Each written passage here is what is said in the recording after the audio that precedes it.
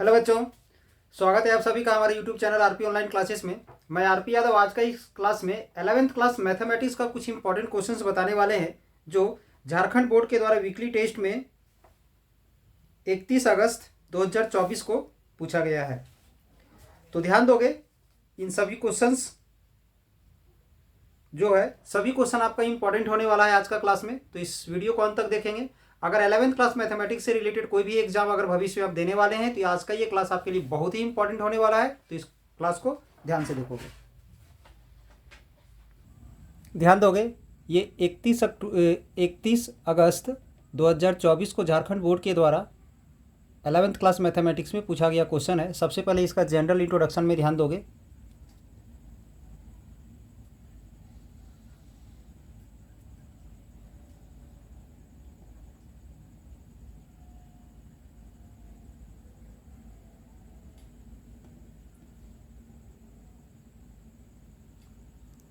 Section A में objective question यानी MCQ है, ध्यान दोगे।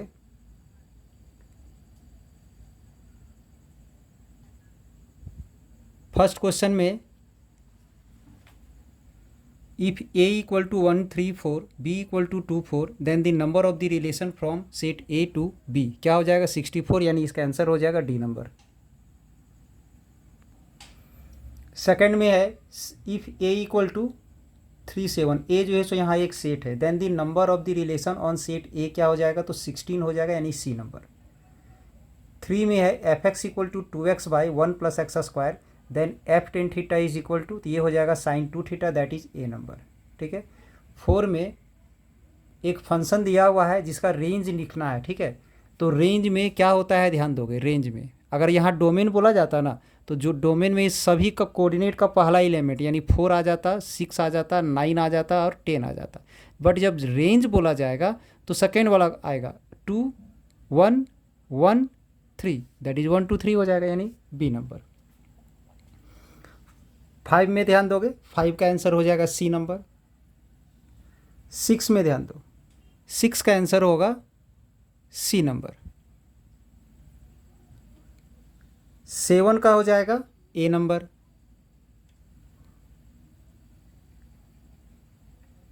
8 का बी नंबर हो जाएगा।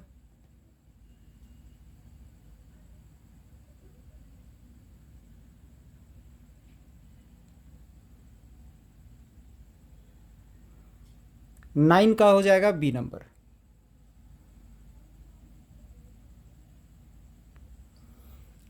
10 का ध्यान दोगे, 10 का हो जाएगा बी नंबर। इसके बाद सेक्शन बी में वेरी शॉर्ट आंसर क्वेश्चन है।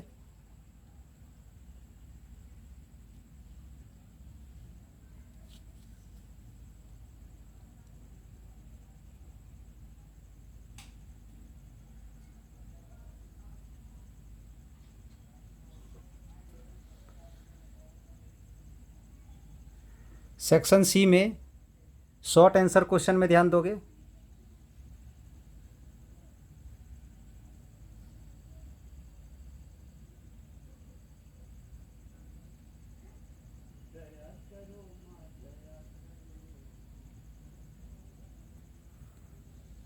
सेक्शन डी में लॉन्ग आंसर क्वेश्चन है, ध्यान दोगे।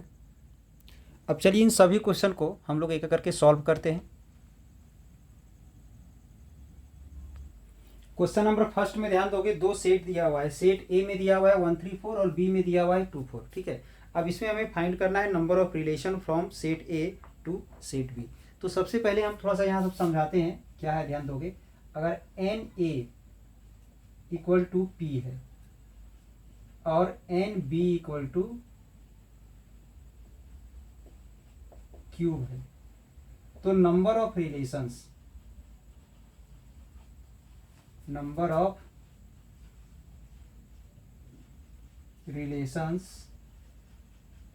फ्रॉम ए टू बी में नंबर ऑफ रिलेशंस क्या होगा, ध्यान दोगे। तो इसमें होता है 2 to the power p into Q. ये कहाँ से आया? ये जो सेट ए में जो नंबर ऑफ एलिमेंट्स होगा वो और बी में जो नंबर ऑफ एलिमेंट्स होगा दोनों को मल्टीप्लाई कर देना है, 2 में पावर लगा देना है। ठीक है। तो ये नंबर ऑफ रिलेशंस होता है फ्रॉम ए टू बी। तो यहाँ पर एन ए क्या हो जाएगा, ए में नंबर ऑफ एलिमेंट्स क्या है तो 3 है, ठीक है। एन बी क्या होगा, इसमें 2 है। अब इन दोनों को मल्टीप्लाई कर दिया जाए, ठीक है। तो नंबर ऑफ रिलेशंस हम लोग निकालेंगे यहाँ पर, number of relations from A to B, number of relations from A to B. तो क्या हो जाएगा, 2 का पावर में क्या आएगा, इन दोनों का प्रोडक्ट जैसे बोले तो यहाँ तो 3 इंटू 2 आ जाएगा, 3 इंटू 2 यानी 2 का पावर कितना हो जाएगा 6, यानी कितना आ जाएगा 64, कितना हो जाएगा तो 64, यानी ये आंसर कहाँ पर था तो डी में था, ठीक है। अब इसके बाद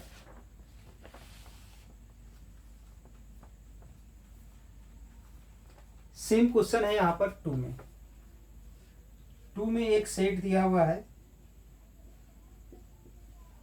इसमें 2 सेट दिया हुआ था, ठीक है। इसलिए दोनों में नंबर ऑफ एलिमेंट्स को मल्टीप्लाई करके 2 में पावर लगा दिए। बट इसमें दिया हुआ है ओनली सेट एक ही दिया हुआ है, सेट ए दिया हुआ है, then number of relation on A. तो यहाँ पर हमें सबसे पहले एन ए फाइंड कर लेंगे। 2 एलिमेंट है इसमें ना, इसमें एन ए का मतलब होता है ए में उपस्थित नंबर ऑफ एलिमेंट्स, 2 एलिमेंट है। तो यहाँ पर हम निकालते हैं नंबर ऑफ रिलेशंस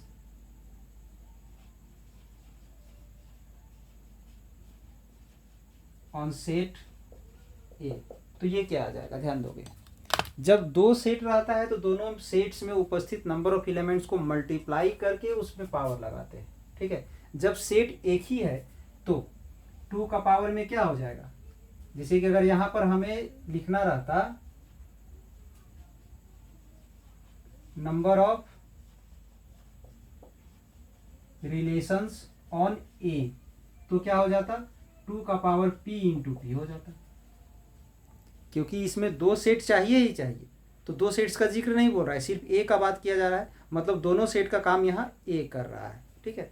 तो ए का नंबर ऑफ एलिमेंट्स के जगह पर तो ए का ही लेंगे, और बी का जो नंबर ऑफ एलिमेंट्स है वहां पर भी ए का ही लेंगे।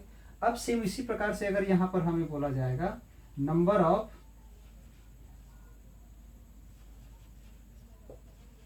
रिलेशंस ऑन बी, तो क्या करेंगे 2 का पावर q इंटू क्यू हो जाएगा। तो सेम उसी प्रकार से यहाँ पर इसका नंबर ऑफ एलिमेंट्स क्या है 2 है, तो इसमें क्या लेंगे 2 का पावर 2 इंटू 2, तो क्या हो जाएगा 2 का पावर 4 दैट इज 16, ठीक है। क्या हो जाएगा 2 का पावर 4 आएगा, यानी 16 आ जाएगा, दैट इज सी नंबर हो जाएगा इसका।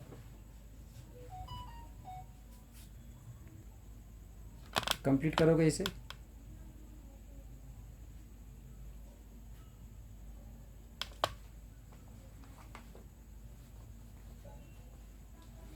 अब इसके बाद हम लोग नेक्स्ट क्वेश्चन में आते हैं।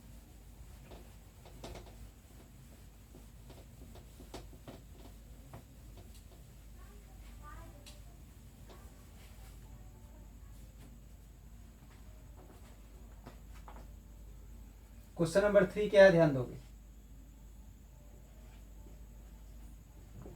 एफ एक्स इक्वल टू है 2x बाय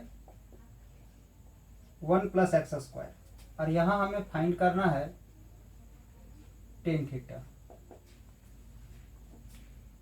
तो ध्यान दोगे, यानी जहां x था वहां हम टेन थीटा ले लिए, तो यहां पर भी x के जगह पर टेन थीटा पुट करेंगे, 2 tan theta divided by 1 plus ten square theta. अगर 11th क्लास ट्रिग्नोमेट्रिक फॉर्मूला आप लोग पढ़े हो तो ये किसका फॉर्मूला है, तो ये है हमारा साइन 2 थीटा का, साइन 2 थीटा का ही ये फॉर्मूला होता है, ठीक है। इसके बाद 4 नंबर में एक फंक्शन दिया हुआ था 4 2 6 1 9 1 और 10 3, ठीक है। तो इसका रेंज लिखना है, तो क्या होगा इसका रेंज एफ लिखना है। तो सेकेंड कोऑर्डिनेट का जो सेकेंड एलिमेंट है ना उसका सेट, तो क्या क्या है 2 है 1 है 1 है 3 है, तो रिपीट तो करना नहीं है, 1 2 बार है तो एक ही बार लिखेंगे, 1 लिख दिए, फिर 2 लिख दिए और फिर 3 लिख दिए, 5 नंबर में ध्यान दोगे, 5 में है 10 19 पाई बाई 3, इसे सॉल्व करना है। 10 19 पाई बाई 3 को सॉल्व करना है। तो ध्यान दोगे ये जो 19 पाई बाई 3 है ना, सबसे पहले 19 का 2 हिस्सा करना है। एक बड़ा होना चाहिए, ज़्यादा से ज़्यादा बड़ा, और एक छोटा से छोटा। बड़ा वाला हिस्सा जो है सो 3 से डिविजिबल होना चाहिए।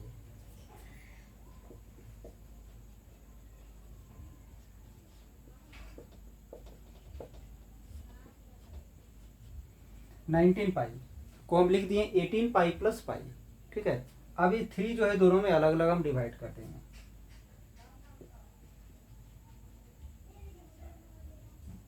18 पाई बाई 3 डिवाइड कर दिया,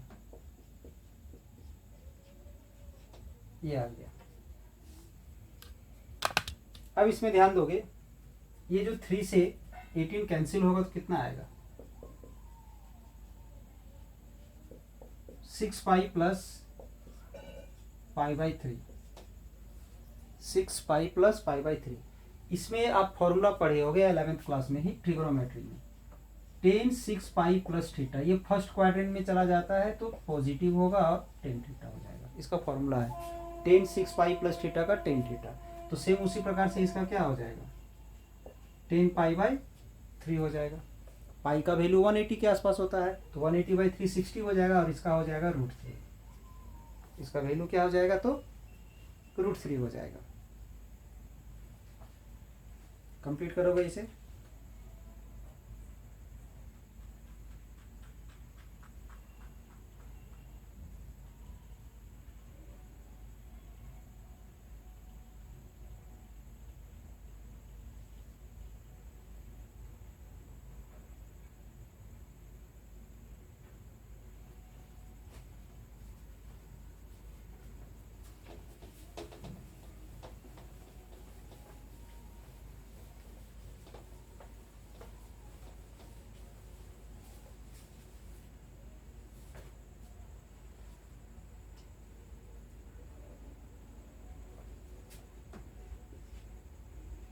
क्वेश्चन नंबर 6 में ध्यान दोगे,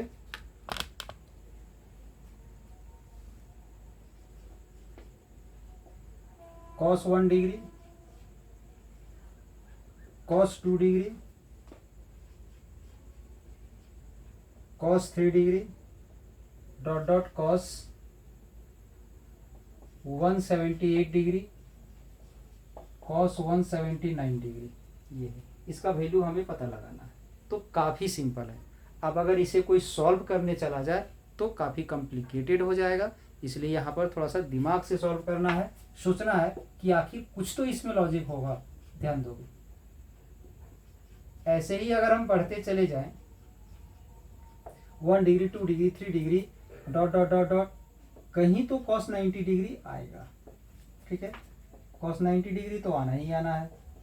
cos 90 डिग्री ना आए ऐसा हो ही नहीं सकता है, क्योंकि 179 तक जा रहा है।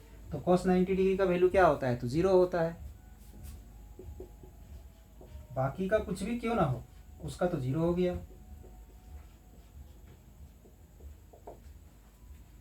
0 आ गया इसका वैल्यू। 0 से किसी को भी मल्टीप्लाई किया जाए तो 0 होगा, इसका वैल्यू 0 आ गया। 7 नंबर में ध्यान दोगे,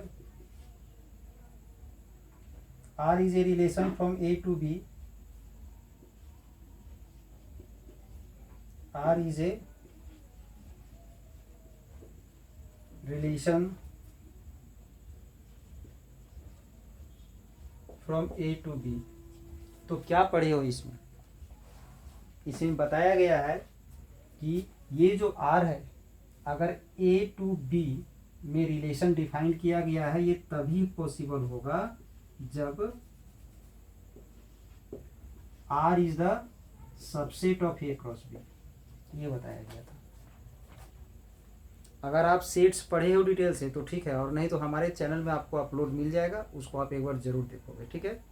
Cartesian product of the sets देखोगे और रिलेशन ऑफ द सेट्स पढ़ोगे, दोनों देखोगे तो क्लियर हो जाएगा। सबसे पहले ये cartesian product of set A and B है, ठीक है। और ये है हमारा relation from A to B. दोनों अलग अलग लेक्चर में आपको मिल सकता है, ठीक है। तो जो रिलेशन जो होता है ना, वो कार्टेशियन प्रोडक्ट का ही सबसेट होता है, मतलब इसी का कुछ एलिमेंट इसमें आता है, यानी ठीक है। यानी इसका आंसर क्या है, R is the subset of A cross B, यानी ए नंबर था इसका आंसर, ठीक है। अब हम लोग आते हैं 8 में। 8 में है domain of the function F x equal to x minus 3 by x minus 2। F x equal to x minus 3 by x minus 2। तो यहाँ से इसका डोमेन निकालना है। डोमेन का मीनिंग क्या है, पॉसिबल वैल्यू ऑफ एक्स, यानी ये जो फंक्शन है इसके लिए एक्स का जो डिफाइंड वैल्यू होगा, एक्स का जो पॉसिबल वैल्यू होगा वो हमें बताना है। तो ध्यान दोगे, सबसे पहला चीज, अगर आप पढ़े हो rational number p by Q, तो वहां ये भी देखे होगे where q not equal to 0, q जो है सो 0 नहीं होना चाहिए, ये चीज आपको बताया गया है, ठीक है। तो सेम उसी प्रकार से ये भी एक रैशनल नंबर है, तो सीधी सी बात है, इसका जो डिनोमिनेटर है x माइनस 2 वो 0 नहीं होना चाहिए। तो यहाँ से हम लिख सकते हैं x minus 2 not equal to 0, ये 0 नहीं होगा। और जब ये नॉट इक्वल टू 0 होगा तो x नॉट इक्वल टू 2 होगा, यानी इसका जो डोमेन जो आएगा ना, उसका डोमेन में x का वैल्यू 2 नहीं हो सकता है, बाकी सभी रियल नंबर हो सकता है, ठीक है। यानी ये इस क्वेश्चन के लिए x का वैल्यू 2 नहीं हो सकता है। इसका क्या मतलब है कि 2 को छोड़ के बाकी सब हो सकता है, और जो x का पॉसिबल वैल्यू है उसी को तो हम लोग डोमेन बोल रहे हैं। तो यानी इसका डोमेन क्या हो जाएगा,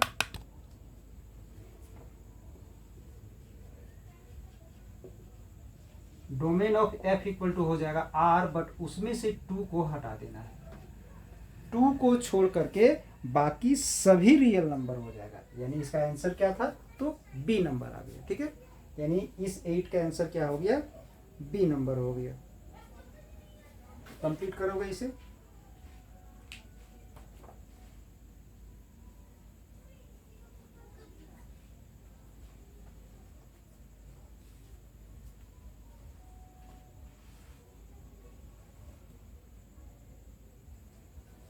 अब इसके बाद इसका 9 नंबर में ध्यान देंगे।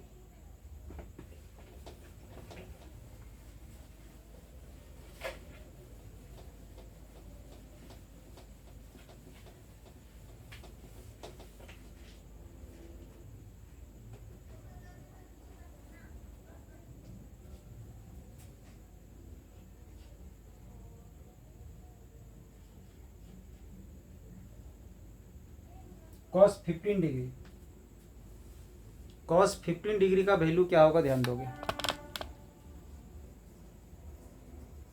ऐसे तो आप डायरेक्ट भी याद रख सकते हो, बट सॉल्व अगर कभी भूल जाते हो तो फॉर्मूला याद रखो, ज़्यादा बेटर रहेगा। इसको हम लोग लिख सकते हैं cos 45 माइनस 30, cos 45 माइनस 30, 45 में 30 माइनस करोगे तो 15 आ जाएगा। अब इसमें एक फॉर्मूला अप्लाई होने वाला है, और वो फॉर्मूला क्या है, ध्यान दोगे, cos a माइनस बी का। cos a माइनस बी का फॉर्मूला आप लोग पढ़े होगे। फॉर्मूला होता है cos a cos b plus sin a sin b, ये फॉर्मूला होता है। तो a हमारा यहाँ 15 है और b हमारा 30 है, तो आ जाएगा cos 45 into cos 30 minus sin 45 sin 30, ये आ गया। cos 45 का 1/√2 होता है, ठीक है। cos 30 का √3/2 होता है, ठीक है। sin 45 का 1/√2 होता है, और sin 30 का 1/2 होता है, ये आ गया। अब ध्यान दोगे यहाँ पर इन दोनों को मल्टीप्लाई करेंगे और 1 को √3 से मल्टीप्लाई करेंगे, तो आ जाएगा √3/2√2 माइनस 1 इंटू 1 का 1 हो जाएगा, और यहाँ आ जाएगा 2√2, ये आ गया, ठीक है। अब यहाँ पर हम लोग एलसीएम ले लेंगे। तो थोड़ा सा मिस्टेक है यहाँ पर, क्या है मिस्टेक, तो फॉर्मूला में यहाँ माइनस ज़रूर है, बट यहाँ क्या है हमारा प्लस, तो यहाँ पर क्या होना चाहिए था, प्लस होना चाहिए था, प्लस होना चाहिए था, प्लस होना चाहिए था। एलसीएम ले लोगे तो आ जाएगा √3 + 1/2√2। क्या आ गया, √3 + 1/2√2, यानी आंसर इसका क्या हो गया, तो बी नंबर हो गया। ठीक है, कंप्लीट करोगे।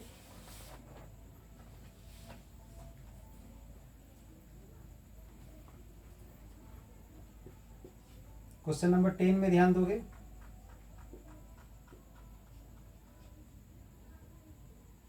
हाइट π/3 जो है सो रेडियन में है, ये क्या है, तो रेडियन में है, और इसका हमें डिग्री माप फाइंड करना है। तो पढ़े होगे आप, रेडियन से डिग्री में जाने के लिए हम लोग मल्टीप्लाई करते हैं। तो कितना मल्टीप्लाई करते हैं, तो 180/π मल्टीप्लाई करते हैं, 180/π मल्टीप्लाई करते हैं। तो यहाँ पाई से पाई कैंसिल हो जाएगा, इससे ये कैंसिल हो जाएगा, तो 60 आ जाएगा, और मल्टीप्लाई कर दोगे तो 300 डिग्री आ जाएगा। क्या आ गया, 300 डिग्री, दैट इज इसका वैल्यू बी नंबर हो जाएगा। तो ये था हमारा एमसीक्यू क्वेश्चंस। अब हम लोग इसका सब्जेक्टिव क्वेश्चन को भी सॉल्व कर लेते हैं। तो इसे पहले कंप्लीट करोगे।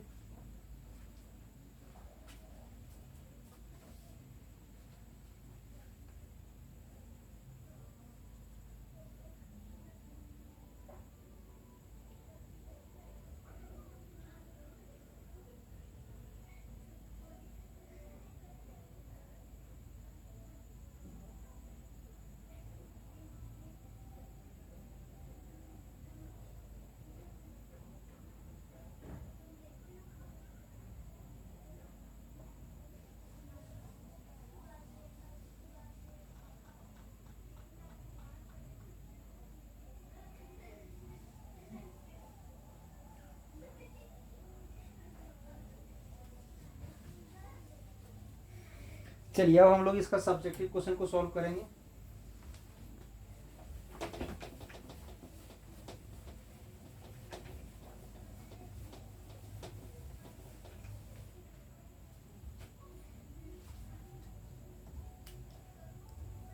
सब्जेक्टिव क्वेश्चन में पहला क्वेश्चन क्या है, ध्यान दोगे, दैट इज 11 नंबर।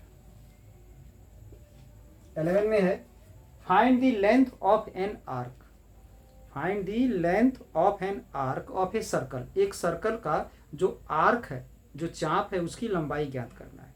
कैसा सर्कल, ऑफ रेडियस 10 सेंटीमीटर, जिसका रेडियस 10 सेंटीमीटर है, which subtends an angle of the 30 degree at the centre, जो 30 डिग्री का एंगल बनाता है। ठीक है, ये है सर्कल, इसका एक आर्क ले लिए हैं।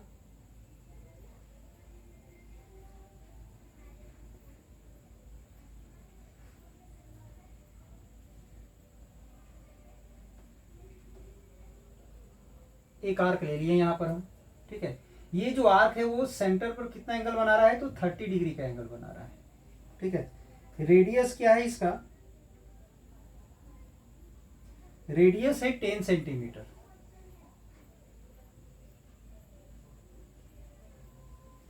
रेडियस 10 सेंटीमीटर है। ठीक है, और हमें क्या फाइंड करना है, लेंथ ऑफ आर्क, ये जो आर्क है उस आर्क की लंबाई फाइंड करना है। तो सबसे पहला चीज, रेडियस दिया हुआ है 10 सेंटीमीटर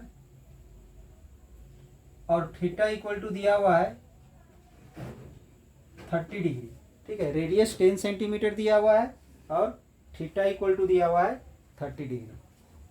तो 30 डिग्री को सबसे पहले यहाँ पर हम लोग रेडियन में कन्वर्ट करेंगे। ठीक है, तो रेडियन में कन्वर्ट करेंगे तो उसके लिए π/180, तो ये कैंसिल हो जाएगा, तो आ जाएगा π/6 रेडियन। आर का वैल्यू पता चल गया, थीटा का वैल्यू पता चल गया। ठीक है, फॉर्मूला आप पढ़े होगे कि थीटा इक्वल टू L/R होता है, ये तो जरूर पढ़े होगे। ठीक है, तो यहाँ से हमें L का वैल्यू फाइंड करना है, तो दोनों को मल्टीप्लाई कर देंगे। थीटा का वैल्यू आ गया है π/6। ठीक है, और आर का वैल्यू है 10, ये आ गया। पाई का वैल्यू पुट कर देते हैं 3.14 और डिवाइड में 6 है। अब इसको इससे मल्टीप्लाई करोगे तो 31.4/6 आ जाएगा।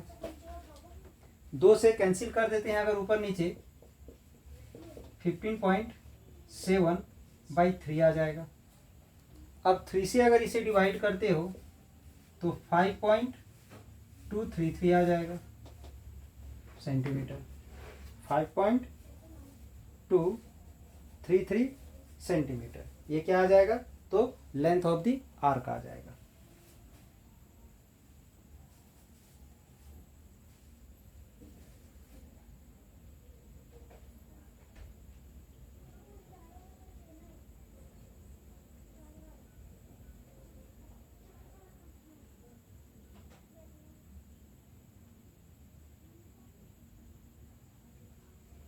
कंप्लीट करोगे इसे?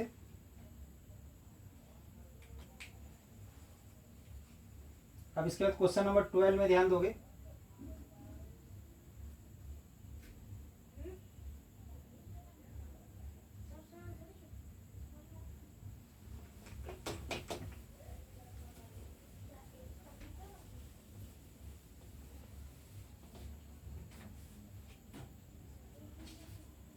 क्वेश्चन नंबर 12 में ध्यान दोगे। क्वेश्चन 12 में ध्यान दोगे।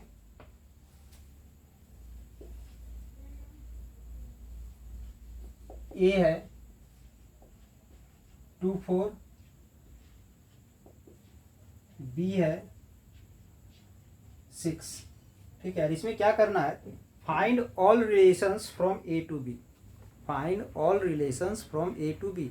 तो रिलेशन निकालने के लिए सबसे पहले हम लोग क्या करेंगे? यहाँ तो कार्टेशियन प्रोडक्ट निकालते हैं, ए क्रॉस बी, ठीक है। तो अगर कार्टेशियन प्रोडक्ट आप लोग पढ़े हो तो ठीक है, और नहीं पढ़े हो तो हमारे चैनल में आपको मिल जाएगा, एक बार पढ़ लोगे उसको ज़्यादा बेटर होगा। तो कैसे लिखेंगे? तो यहाँ जो हम एक नया सेट जो लिखते हैं ना, उसमें एक ऑर्डर्ड पेयर आता है। इस ब्रैकेट के अंदर दो एलिमेंट आएगा, पहला एलिमेंट ए का और दूसरा एलिमेंट बी का। तो पहला एलिमेंट ए का हम 2 ले लिए, कॉमा, फिर 6 ले लिए, ठीक है, फिर कॉमा, फिर एक बार हम 4 ले लिए और 6 ले लिए, ये, ठीक है। अब हम लोग यहाँ पर निकालते हैं relations from A to B.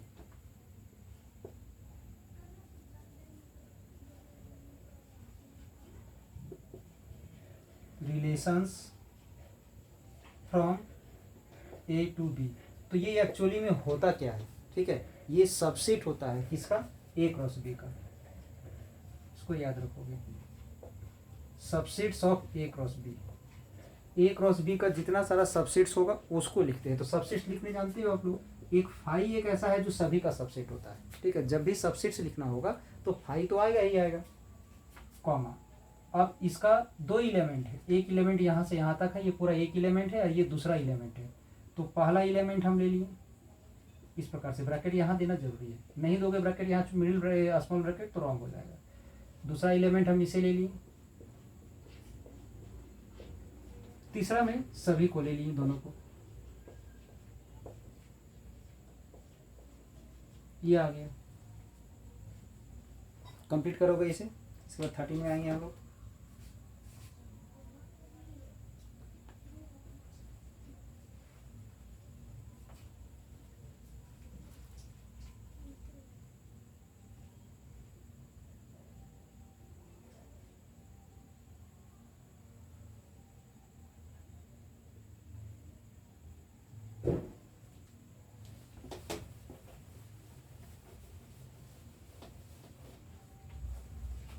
इसके बाद क्वेश्चन नंबर 13 में ध्यान दोगे।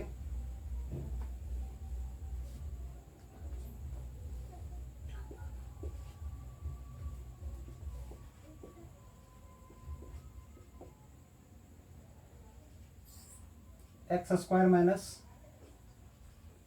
3x plus 1 divided by x minus 1, ये एफ एक्स का वैल्यू गिवन है। यहाँ पर हमें फाइंड करना है एफ माइनस 2 प्लस F3, ये फाइंड करना है। f माइनस 2 प्लस F1/3, हमें ये फाइंड करना है, ये। तो इसको फाइंड करने से पहले हम लोग क्या करते हैं? f माइनस 2 फाइंड कर लेते हैं।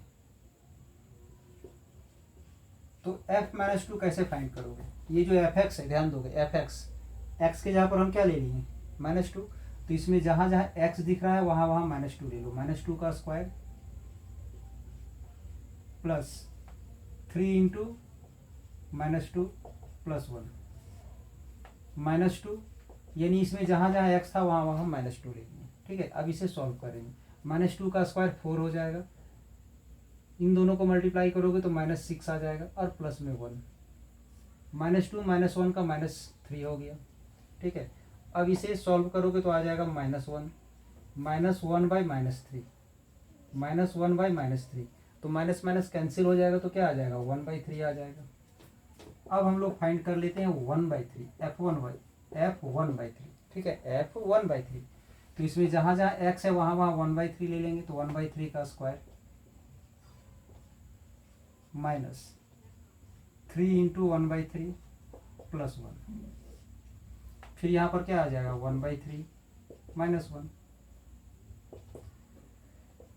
1/3 का स्क्वायर करोगे तो 1/9 होगा, 3 से 3 कैंसिल हो जाएगा तो -1 बचेगा और +1, फिर यहाँ पर एलसीएम लेंगे तो आ जाएगा 1 - 3/3, ये 1 से 1 तो कैंसिल हो गया, 1/9 और यहाँ से -2/3। ठीक है, अब इसे क्या लिख सकते हो 1/9, और ये जो डिवाइड है डिवाइड से मल्टीप्लाई में जाएगा तो -3/2 हो जाएगा, जस्ट उल्टा हो जाएगा।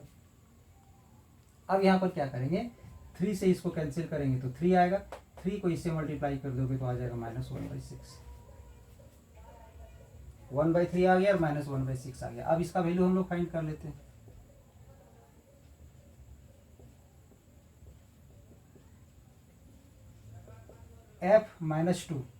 f-2 का वैल्यू 1/3 है, प्लस f1/3 का वैल्यू -1/6 है ये। अब इसे यहाँ पर क्या करेंगे 1/3 प्लस और माइनस को मल्टीप्लाई कर दिए तो -1/6 आ गया। अब इसमें हम लोग एलसीएम लेंगे, एलसीएम लोगे तो आ जाएगा नीचे 6, ठीक है, यहाँ पर मल्टीप्लाई करेंगे 2 -1, एलसीएम ले लिए तो कितना आ जाएगा 1/6 आ जाएगा।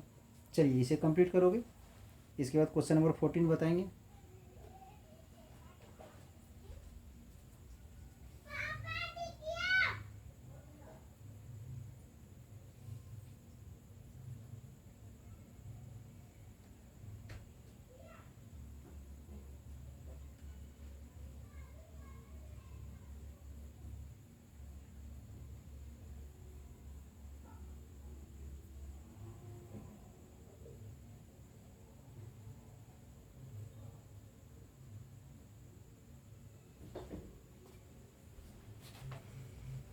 यहाँ थोड़ा मिस्टेक है, ध्यान दोगे, यहाँ पर क्या था माइनस, थोड़ा मिस्टेक हुआ इसमें, ध्यान दोगे, यहाँ पर क्या था माइनस, ठीक है, ये हम यहाँ प्लस ले लिए, यहाँ थोड़ा सा मिस्टेक है, यहाँ माइनस होगा, तो माइनस इंटू माइनस यहाँ क्या हो जाएगा प्लस हो जाएगा।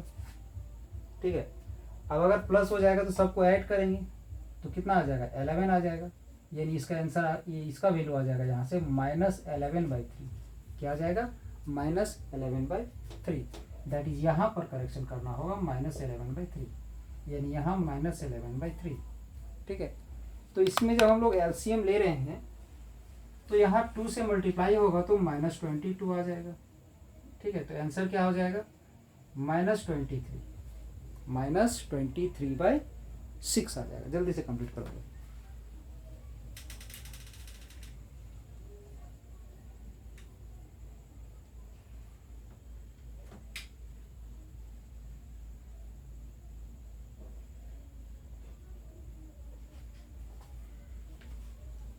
अब इसके बाद हम लोग क्वेश्चन नंबर 14 को सॉल्व करेंगे।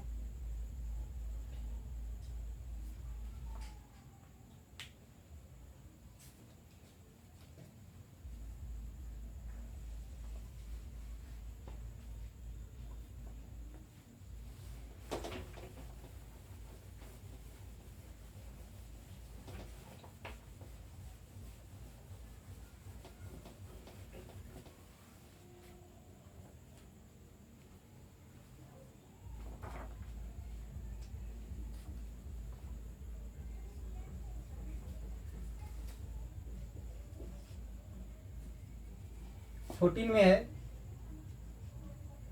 एक सेट दिया हुआ है ए, ठीक है, एक सेट ए दिया हुआ है 1 2 3 4, ठीक है, वो एक सेट 1 2 3 4 दिया हुआ है और एक रिलेशन आर को डिफाइन किया गया है, ठीक है। कैसे डिफाइन किया गया है? A comma B such that A belongs to A, B belongs to B and A divides B.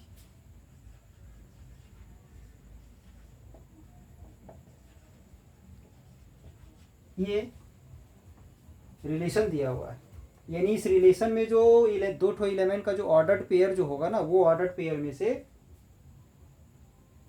यहाँ बी तो होगा नहीं, सेट तो हमारा एक ही दिया हुआ है। अगर दो सेट रहता तो जाकर के ये ए का होता और ये बी का होता, बट सेट तो मेरा एक ही है, तो दोनों हमारा किसका होगा? ए का ही होगा। जो ए एलिमेंट है वो भी हमारा ए का होगा और जो सेकेंड कोऑर्डिनेट जो है, कंपोनेंट जो है, वो भी हमारा ए का होगा, ठीक है।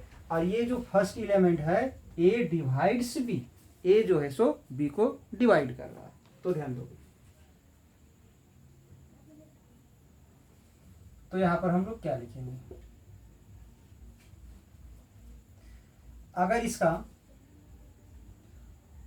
फर्स्ट एलिमेंट हम 1 ले लेते हैं, तो ये जो second element that is B जो है ना, बी के जगह पर हम वैसे सभी एलिमेंट्स को लिख सकते हैं जिसको 1 डिवाइड करता है। तो 1 एक ऐसा नंबर है जो सभी को डिवाइड करता है, तो यानी यहाँ पर हम 1 ले सकते हैं, यहाँ 1 ले लिए तो यहाँ 2 भी ले सकते हैं, यहाँ 1 ले लिए तो यहाँ 3 भी ले सकते हैं, यहाँ 1 ले लिए तो यहाँ 4 भी ले सकते हैं, क्योंकि साफ साफ यहाँ लिखा हुआ है A divides B, A B को डिवाइड करता है, ठीक है। तो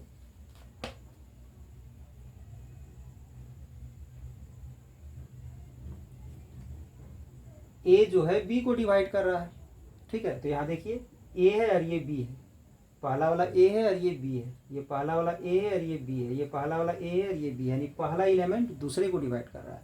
तो 1 1 को डिवाइड करता है, 1 जो है सो 2 को भी डिवाइड करता है, 1 जो है 3 को भी डिवाइड करता है, 1 जो है सो 4 को डिवाइड करता है। अब क्वेश्चन ये भी है कि 1 2 3 4 हम ले कहाँ से रहे? तो यहीं से तो लेना है हमें एलिमेंट, इससे बाहर नहीं जाना है, ठीक है। अब अगर हम सेकेंड एलिमेंट 2 ले लेते हैं, सॉरी फर्स्ट एलिमेंट ही हम 2 ले लेते हैं, तो यहाँ पर 1 नहीं हो सकता है, बिकॉज 2 डज नॉट डिवाइड 1, क्योंकि 2 जो है सो 1 को डिवाइड नहीं करता है, इसलिए 2 नहीं, 1 नहीं ले सकते। हाँ 2 ले सकते हैं, यहाँ 2 जो है सो 2 को डिवाइड करता है। फिर जब यहाँ 2 ले लिए तो यहाँ हम 3 नहीं ले सकते हैं, सेकेंड में हम 3 नहीं ले सकते हैं, क्योंकि 2 जो है सो 3 को डिवाइड नहीं करता है। चलिए 4 ले सकते हैं, यानी अगर हम फर्स्ट में 2 ले लिए हैं तो सेकेंड एलिमेंट 2 और 4 हो सकता है, हो गया। अब 3 में आते हैं, अगर हम फर्स्ट में 3 ले लिए हैं, तो यहाँ पर सेकेंड में 1 नहीं हो सकता है, 2 नहीं हो सकता है, 3 हो सकता है, सेकेंड में 4 भी नहीं हो सकता है, क्योंकि 3 जो है सो 4 को डिवाइड नहीं करता है, ठीक है। 3 के साथ इतना ही होगा। अब अगर हम यहाँ फर्स्ट में 4 ले लेते हैं तो सेकेंड में सिर्फ और सिर्फ 4 होगा, यानी ये आ गया हमारा रिलेशन, ठीक है। ये क्या आ गया? तो रिलेशन आ गया। अब इसमें से क्या क्या हमें लिखना था? तो इसमें से हमें लिखना था, डोमेन लिखना था और रेंज लिखना था, ठीक है। तो ध्यान दोगे, डोमेन ऑफ आर, तो एक्चुअली में होता क्या है? ये सेट ऑफ फर्स्ट कंपोनेंट या सेट ऑफ फर्स्ट एलिमेंट, ऐसा भी लिख सकते हैं। तो सेट ऑफ फर्स्ट एलिमेंट्स, तो फर्स्ट में कौन कौन है? 1 है, 1 है, 1 है, 1 है, 2 है, 3 है, 4 है, मतलब सभी है, 1 है, 2 है, 3 है, 4 है, ये फर्स्ट एलिमेंट। अब इसके बाद अगर हमें रेंज अगर लिखना है, रेंज ऑफ आर अगर लिखना है, तो इस सेकेंड, तो सेट ऑफ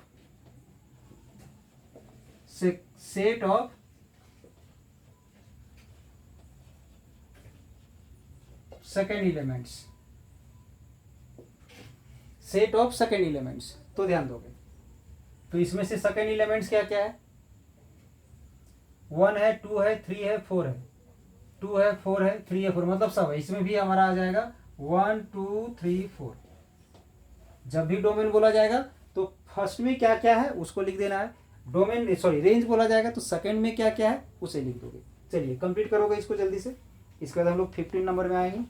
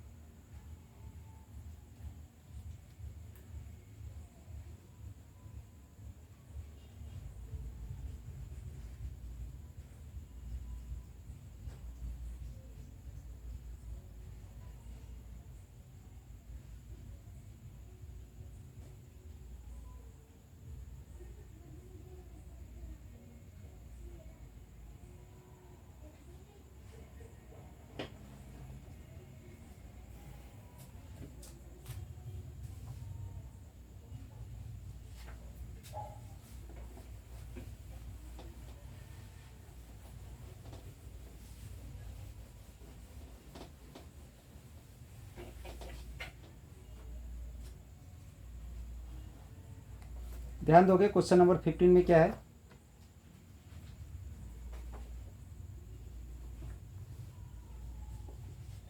फिफ्टीन में है find the value of other 5 trigonometric function if sine theta equal to 3/5। Sine theta equal to 3/5 है, ठीक है, साइन थीटा इक्वल टू 3/5 है। तो अदर 5 ट्रिग्नोमेट्रिक वैल्यू हमें फाइंड करना है। तो sine cos, tan cot, sec cosec, ये 6 ट्रिग्नोमेट्रिक रेशियोज होता है।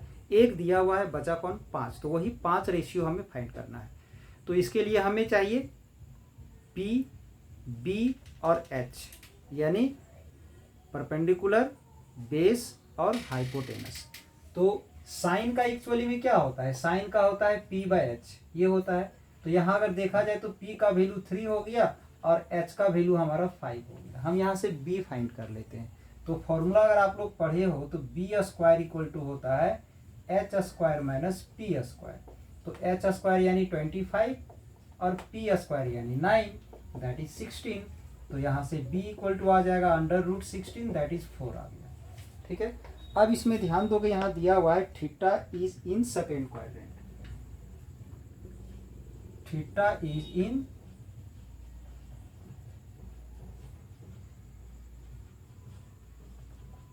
Second quadrant. तो अगर आप लोग ट्रिगोनोमेट्री थोड़ा भी पढ़े होगे तो पता होना चाहिए कि सेकेंड क्वाड्रेंट में किसका किसका वैल्यू पॉजिटिव होता है। तो सेकेंड क्वाड्रेंट में साइन और कॉसेक का वैल्यू पॉजिटिव होता है, बाकी सब नेगेटिव होता है। तो इसीलिए साइन का वैल्यू यहाँ पर पॉजिटिव दिया हुआ था, ठीक है। अब हम लोग यहाँ से कॉसेक थीटा का मान निकाल लेते हैं। तो कॉसेक थीटा का होता है h/p, पॉजिटिव हुआ क्योंकि सेकेंड क्वाड्रेंट है। तो h का वैल्यू है 5 और p का वैल्यू है 3। अब इसके बाद टेन थीटा, तो बाकी का अब नेगेटिव होगा सेकेंड क्वाड्रेंट में, तो माइनस ले लिए पहले। टेन का होता है p/b, p का वैल्यू है 3, तो 3 ले लिए। और b दिया हुआ है, b निकाले हैं हम लोग यहाँ 4, ये आ गया।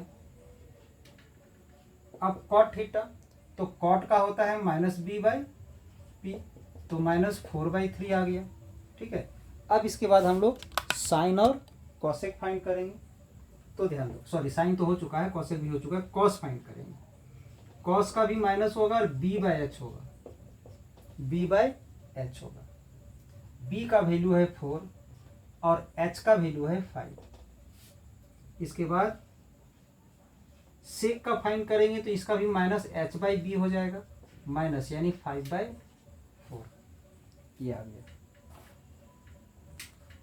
जल्दी से कंप्लीट करोगे इसे। एक लास्ट क्वेश्चन है 16 नंबर, उसे भी बताएंगे।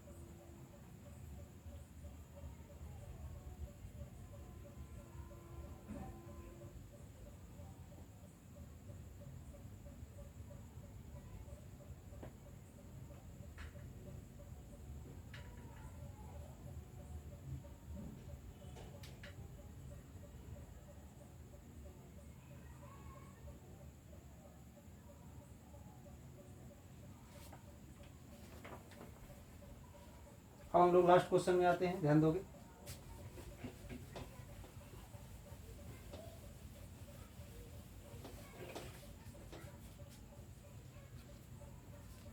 लास्ट क्वेश्चन में क्या है, क्वेश्चन नंबर 16 में ध्यान दोगे।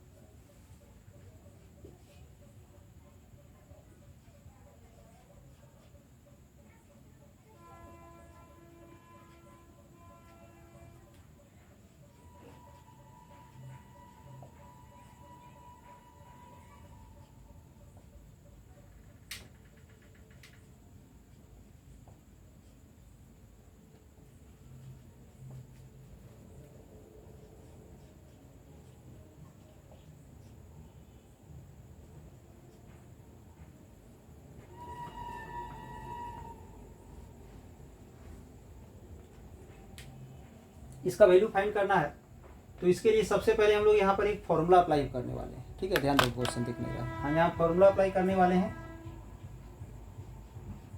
2 cos A cos B का, जिसका फॉर्मूला होता है cos A plus B plus cos A minus B, ये फॉर्मूला होता है, इसका यूज करने वाले हैं।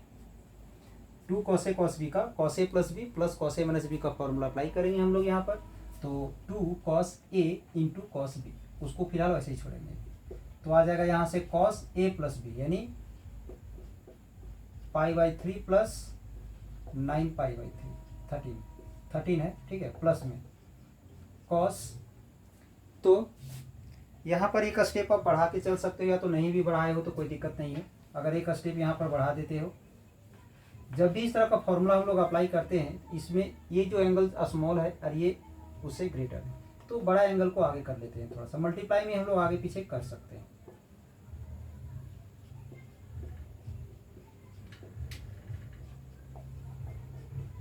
ये कर दिया, मल्टीप्लाई में था, सिर्फ उसे आगे पीछे सेट किया गया है।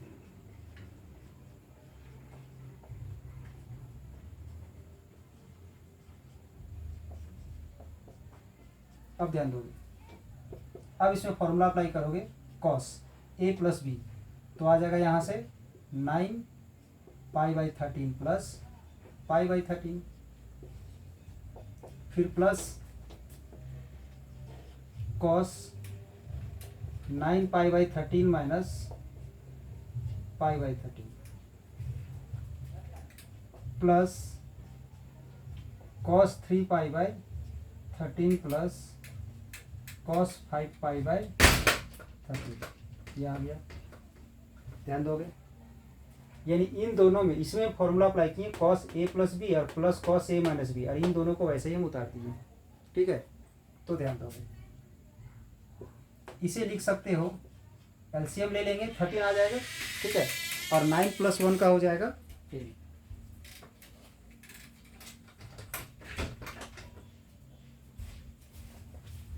यहाँ से एलसीएम ले लेंगे 13 और ऐड करेंगे 9 + 1 का, तो 10 π/13 हो जाएगा।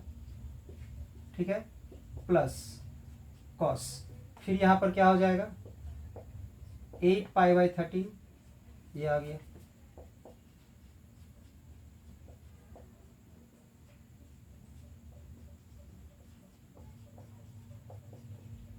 ये आ गया। अब इसमें थोड़ा सा हम लोग सिंप्लीफाई करेंगे, ध्यान दोगे, इसे हम लोग लिख सकते हैं cos 13π माइनस 3π/13, ऐसा लिख सकते हैं। 13π में से 3π को माइनस कर दोगे तो आ जाएगा 10π। अब नीचे जो 13 है, इसे 13π माइनस 5π लिख सकते हैं। 13 में से 5 को माइनस करेंगे तो 8 आ जाएगा।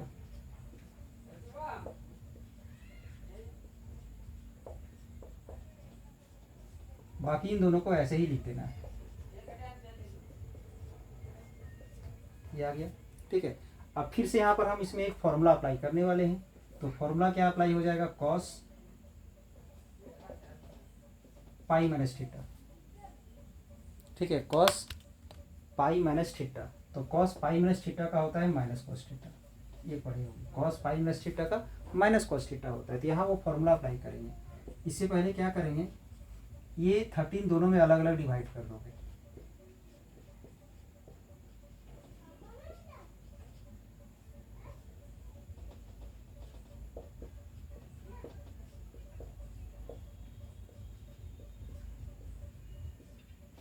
अलग अलग डिवाइड कर दिए, इसमें भी और इसमें भी। अब इसको ऐसे ही लिखोगे,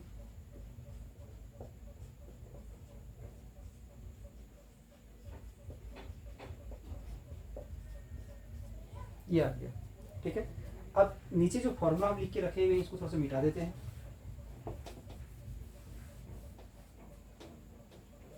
अब इसमें ध्यान दोगे,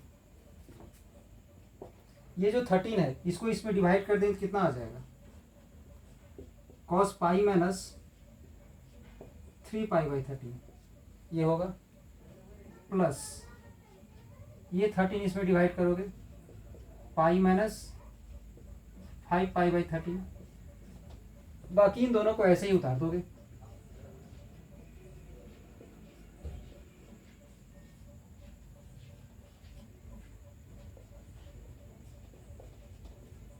ये आ गया। ठीक है, अब इसमें इस फॉर्मूले को यूज करते हैं, कॉस पाई माइनस थीटा का माइनस कॉस थीटा, तो इसमें क्या आ जाएगा, माइनस कॉस 3π/13, ये आ गया। इसमें माइनस कॉस 5π/13। ठीक है, बाकी दोनों को वैसे ही उतार देना है।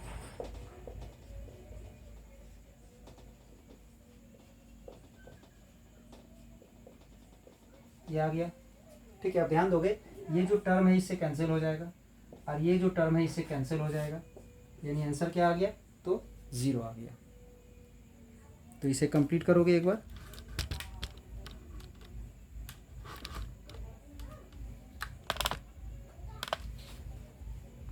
कंप्लीट कर लोगे इसे।